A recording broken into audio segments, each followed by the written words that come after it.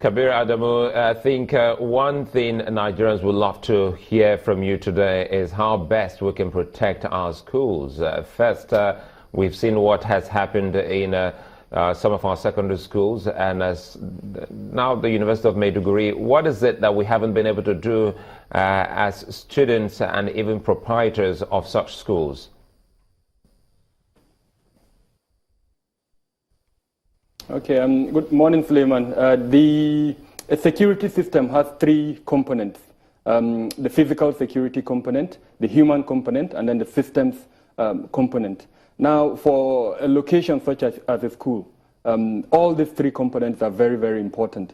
Looking at the physical security component, what perimeter fencing, which would allow good access control, does that school have? In the case of the incident yesterday, we know that the physical security measures were not good. The school premises was penetrated because there was no proper access control.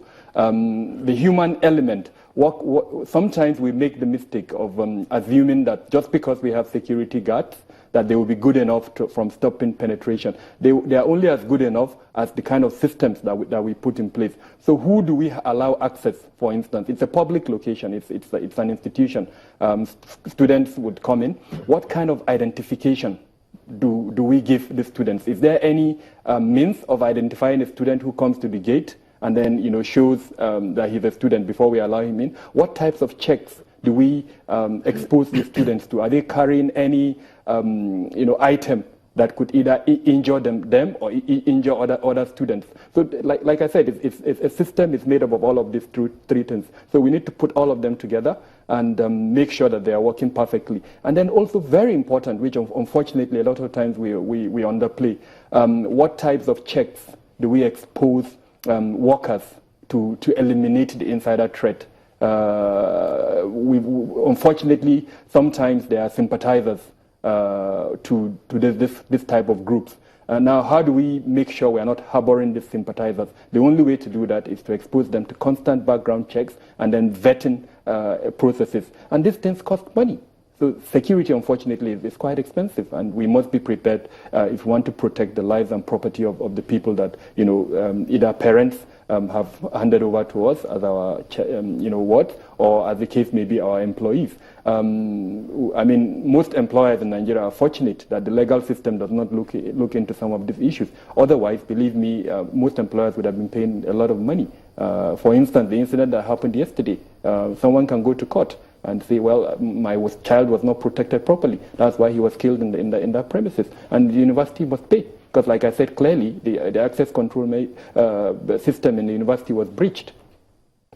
So in other words, I think you just brought another vista, open another vista here, talking about those who are already inside, who just are not members of the terror group, but they might be sympathizers. And you say constant vetting will help us getting to the bottom of such people. I think let's speak more to that, especially now we're talking also about what has happened in University of Maiduguri. That also happened in a mosque. Some would have thought that, hey, come on, this is a mosque. Why must we check? Speak to that so that in a place and in times like this, what must we be doing irrespective of our religious places or schools?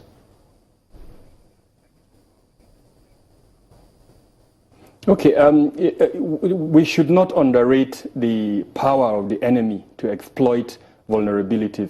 Remember that he or she is just seated, looking at what we're doing, and then analyzing, the vulnerabilities that are inherent in our operations.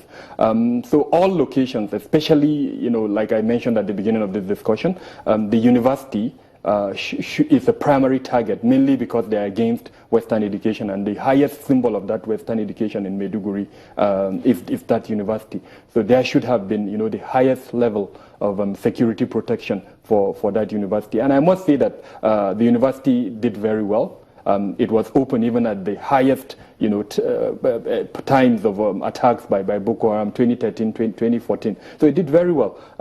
However, I think complacency crept in, unfortunately, and then we saw what happened. Now, speaking to around the mosque, each mosque has, a committee, so to speak, that looks at the affairs of that mosque. And I know that in most instances, if a new person comes into the mosque, sometimes this committee members approaches that new person.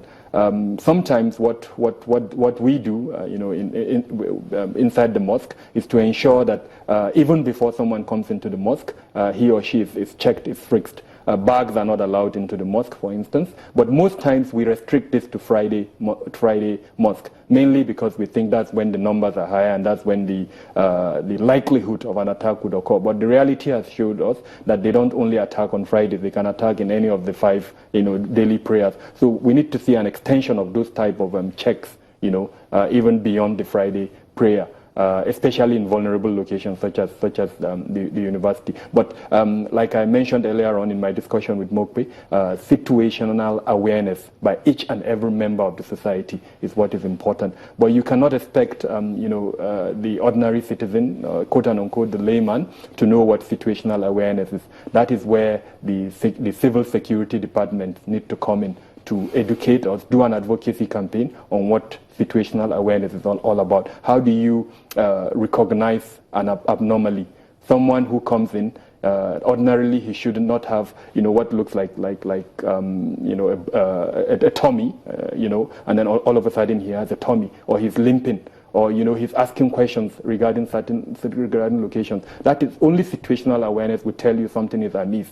And then the more important question is, what do you do if you notice something is amiss? There needs to be functional numbers that you can call within all environments. So in the university, for instance, they need to provide numbers that you can call immediately for rapid response. I wouldn't advise any ordinary citizen, quote unquote, to approach a suicide bomber, because remember, he wants to die. So if you approach him, he's happy to kill whoever is around him. So who do you call? How do you respond to such situations? That for me is the most important thing. The curiosity or adventurous nature of the average man should not play a hand there. If you notice this abnormalities, there must be a system provided by this civil security department to allow us to call and then for them to respond immediately. I know that there is a lot of lack of confidence, if I describe it as such, between citizens and the civil security departments for obvious reasons.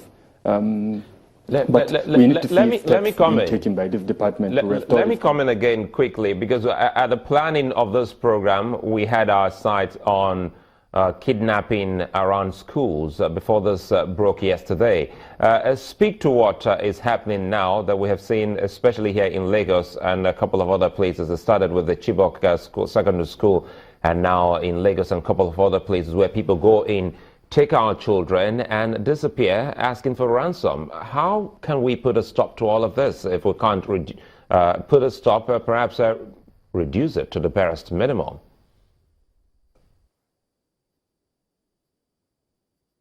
Okay, thanks, Lehman.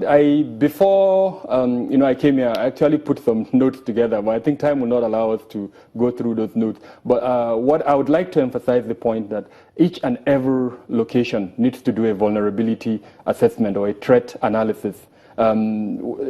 Just to cite an example, we know, security practitioners, we know that locations around the lagoon and the riverine area of Lagos and Ogun, as well as the forested areas of those two states, have been, targeted for this type of kidnappings over the last 3 years. And we, as part of the advice we give our clients, we've always mentioned that if you are in those locations, you need to take certain steps, to ensure that you are not targeted for either kidnapping or other criminal attacks. It's really unfortunate, I use this word loosely, that schools that are in those locations have not taken those steps to reinforce their security and to ensure they are not targeted. We must admit and mention the fact that schools, by their nature, unfortunately, are vulnerable to kidnapping. Kidnappers look for routine. That's the number one thing they look for. Once you establish a pattern,